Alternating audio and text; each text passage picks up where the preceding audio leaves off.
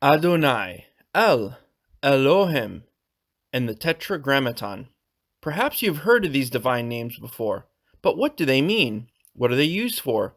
Why are they so important in ritual magic and in Qabbalah? We will explain all of this to you in this video. And finally, you will learn some examples of the use of the holy names in practical Qabbalah. Stay tuned! Brotherhood of the Eternal Light, Teaching the Western Mysteries. The secrets of true magical power. The holy names. The holy names are essential in practical Qabbalah and in ritual magic. They are not merely names, but expressions of the nature and power of the Creator in its various aspects. We must not think of God as an old bearded man on a throne in heaven, but as an initial principle in which everything originated from. The Tetragrammaton.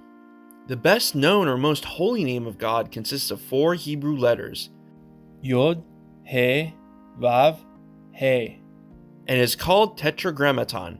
The term Tetragrammaton comes from the Greek language, meaning word with 4 letters. The name of God is seen as being so holy that the rabbis consider it ineffable. In former times, when the temple still existed, it was therefore only pronounced once a year by the high priest. When the Torah is read, Jews say Adonai, which means my Lord, instead.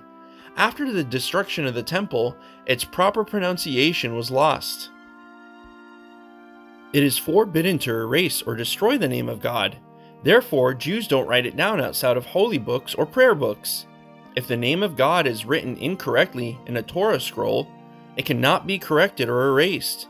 If the sacred texts or talismans are no longer readable or usable, they must be kept in a janizah, a special depository for unusable cult objects and sacred writings in synagogues or Jewish cemeteries. Here's a small anecdote about the Tetragrammaton. The name Jehovah is a prime example of the incorrect transliterations of the Old Scriptures. The mistake occurred during the translation by the early church from Hebrew into Latin. In the Torah, the vowels of Adonai are written below the Tetragrammaton to remind the reader to say Adonai. Those who do not know this would read the Hebrew word as Yehovah, which is not intended and was never pronounced like that. The various translators, including Martin Luther, did not know this, so they misunderstood this divine name and passed it on incorrectly, which led many people to think that Jehovah is the name of God. The divine names on the Kabbalistic Tree of Life. Each Sephirah on the Tree of Life is assigned a divine name. These divine names represent different aspects of God. Here are some examples. The name of God associated with the Sephirah Keter is Ehyeh Asher Ehyeh. Keter is the first Sephirah. In Keter, everything is still one and inseparable, beyond time and duality. Ehyeh Asher Ehyeh means, I am that I am, or better, I will be who I will be. We can also interpret it as, I am the ever-existing one, or I am the eternal being, or I am the ever-becoming one. The 5th Sephirah, Gevurah, which means force or power, and in which the principles of assertiveness lies, is assigned the holy name of Elohim Gibor. Elohim Gibor means strong God, or powerful God. Yesod, the 9th Sephirah, means foundation and represents the astral matrix of the material world. The divine name, Shaddai El Chai, is assigned to it. This means Almighty Living God. Malchut, the 10th Sephirah, represents the principle of manifestation in the material world and means kingdom.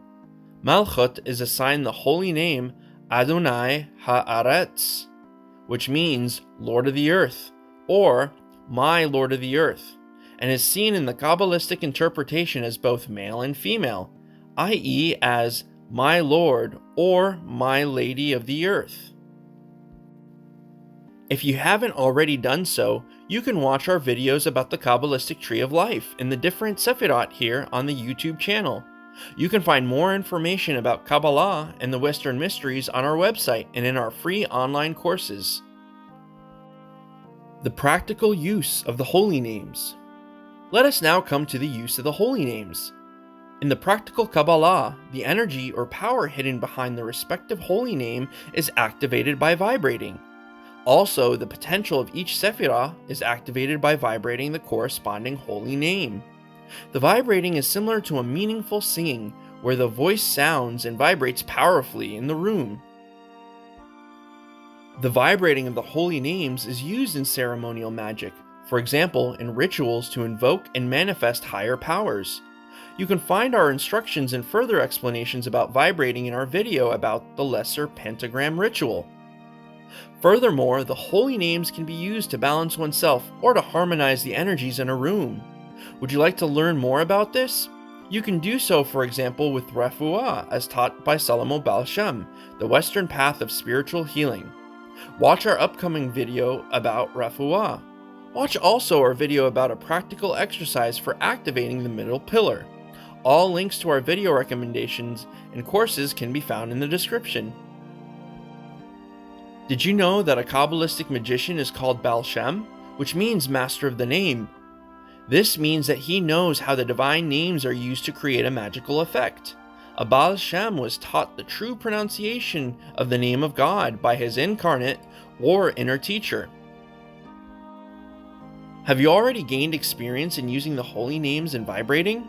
Tell us about it or ask us your questions in the comments. As always, we are looking forward to your like and of course a subscription if you haven't done so yet. So, see you soon in the next video.